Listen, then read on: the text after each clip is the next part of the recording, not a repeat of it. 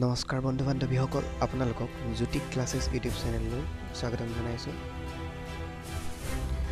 বন্ধুসকল, যি আমেৰিকাৰ ডলাৰৰ ৰাজত্ব শেষ কৰাৰ যি যুদ্ধ চলি আছিল, তাত এতিয়া ভাৰতে 30খন দেশৰ সৈতে মিলি ডলাৰৰ ওপৰত নিৰ্ভৰতা কম কৰাৰ বাবে আৰম্ভণি কৰিছে।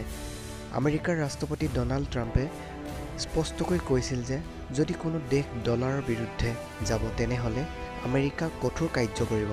কিন্তু ভাৰতৰ কৌশল সলনি হৈছে। এতিয়া আপুনি ক'ব যে কেনেকৈ ভাৰতে ডলাৰক চেলেঞ্জ কৰিলে। বাস্তৱত এতিয়াৰ পৰা 30খন দেশৰ 123টা বেংকৰ দ্বাৰা ভাৰতত ৰুপিত বাণিজ্যিকৰ বাবে বিশেষ একাউণ্ট খোলা হৈছে। ভাৰত UAE, ইণ্ডোনেছিয়া আৰু মালদ্বীপকে ধৰি স্থানীয় মুদ্ৰা চুক্তি ব্যৱস্থা প্ৰৱৰ্তন কৰিছে, যাৰ পৰা ডলাৰৰ সলনি ৰুপিত বাণিজ্য হ'ব। RBI অৰ্থাৎ ভাৰতীয় ৰিজাৰ্ভ বেংকে 56টা বিশেষ বস্তুৰ একাউণ্ট খুলি দিছে, যাৰ পৰা এই 30খন দেশক ৰুপিত বাণিজ্যিক সুবিধা কৰিছে।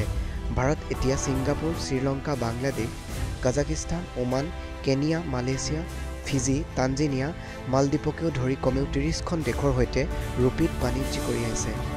এইটো ভাৰতৰ বাবে আটাইতকৈ ডাঙৰ সুবিধা হ'ব যে তাত ডলাৰৰ মজুত প্ৰয়োজন নাছিল, যাৰ ফলত ভাৰতত অৰ্থনীতি আৰু বিদেশী মুদ্ৰাৰ মজবুত হ'ব।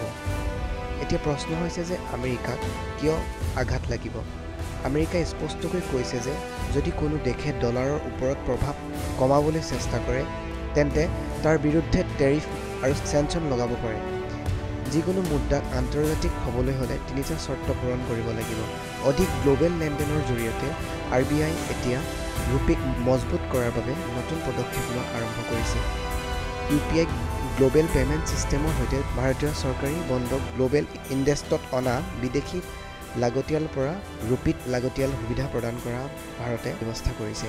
যেতিয়া ৰুপি BS মূল ৱালেট হৈ পৰিব, তেতিয়া বিদেশী মুদ্ৰা সস্তা হ'ব, যাৰ দ্বাৰা বিদেশৰ দ্বাৰা খৰচ কমিব। ভাৰতত ডলাৰৰ ওপৰত নিৰ্ভৰতা থাকিব নালাগে। ইম্পৰ্টৰ দাম হ্ৰাস হ'ব আৰু মুদ্ৰাস্ফীতি কম হ'ব। যেতিয়া ভাৰতৰ পৰা ৰপ্তানি বৃদ্ধি হ'ব, তেতিয়া অধিক চাকৰি আহিব। এতিয়া ভাৰতীয় কোম্পানীসকলৰ ডলাৰত লেনদেন কৰাৰ আৱশ্যক নহ'ব, যাৰ ফলত লেনদেনৰ সহজ হ'ব আৰু সস্তা হ'ব। এতিয়া চোৱাৰ বিষয় হৈছে যে আমেৰিকাই ভাৰতৰ বিৰুদ্ধে কিবা ডাঙৰ পদক্ষেপ গ্ৰহণ কৰিব নে নকৰে। ৰুপিত গ্ল'বেল মুদ্ৰা হৈ পৰিবনে? আপোনাৰ মতামত ইয়াত আগবঢ়াব। আৰু আপোনালোকে এনেধৰণৰ ভিডিঅ'সমূহ পাই থাকিবলৈ আমাৰ চেনেলটো ছাবস্ক্ৰাইব কৰিব।